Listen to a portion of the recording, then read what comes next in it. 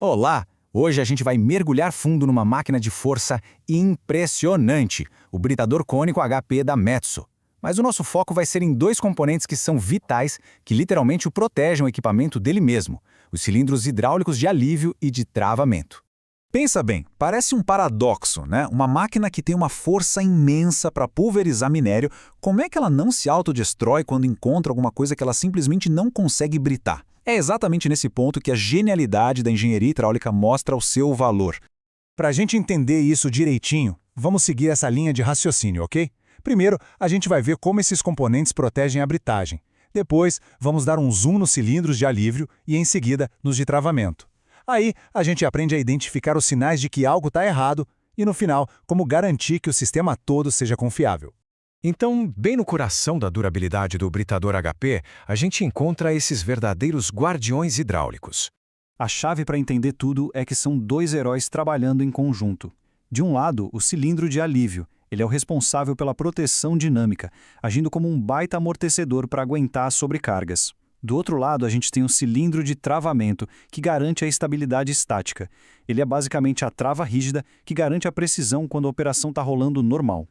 Certo, vamos focar agora no primeiro guardião. Ele é a resposta imediata do britador para qualquer surpresa que apareça ali na câmara de britagem. E o que é bem interessante sobre o cilindro de alívio é que ele tem uma função dupla. A missão número 1, que todo mundo conhece, é ser tipo o airbag do sistema, sabe? Ele absorve o tranco de um material que não pode ser britado. Mas ele também tem uma função ativa. Ele consegue levantar o bojo para esvaziar a câmara se ela entupir. Isso reduz e muito o tempo de parada e facilita demais a vida da operação. Olha só essa imagem. Ela mostra muito bem como esse componente é complexo por dentro. Não é só um pistão, não. É um conjunto de peças que precisam trabalhar em perfeita harmonia. Vamos dar uma olhada nos detalhes. O ponto crucial aqui, pessoal, são os componentes de desgaste. Para fazer uma reforma ou uma reconstrução correta, não adianta trocar uma pecinha só. É fundamental substituir o kit de vedação inteiro. Isso inclui a haste raspadora, que é a primeira barreira contra a sujeira, o anel de desgaste e todas as vedações internas. Deixar qualquer um desses itens de fora é praticamente garantir que vai dar problema de novo e logo. Tá, mas como isso funciona na prática, no dia a dia? É como uma dança mecânica, muito precisa.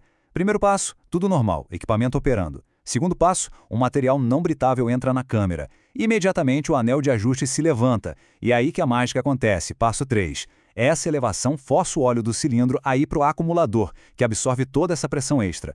Por fim, o objeto passa, o óleo volta e o britador retorna à sua abertura original. Tudo isso em questão de segundos. Muito bem.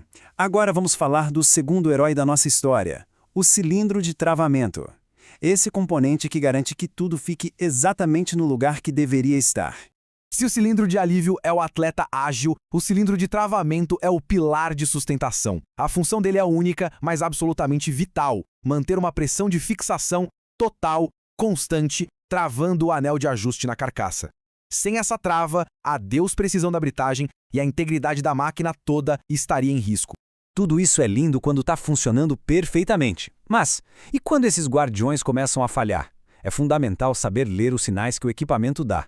O próprio manual do equipamento é bem direto sobre isso. A mensagem não podia ser mais clara. Uma falha aqui não é uma coisinha boba, um inconveniente. Ela escala muito rápido para uma situação crítica que causa dano estrutural sério.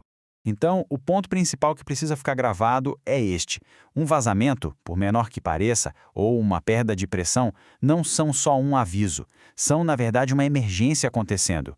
Ignorar isso é o caminho certo para uma parada cara e um dano bem grande no equipamento. E como é que se identifica essa emergência? Os sinais são bem claros. Ficar de olho na perda de pressão lá no manômetro ou se o sistema precisa ser recarregado com muita frequência. E, claro, procurar vazamentos que a gente consegue ver. Um óleo aparecendo na ponta da haste, alguma infiltração debaixo do protetor de pó ou vazamentos nas juntas do próprio cilindro.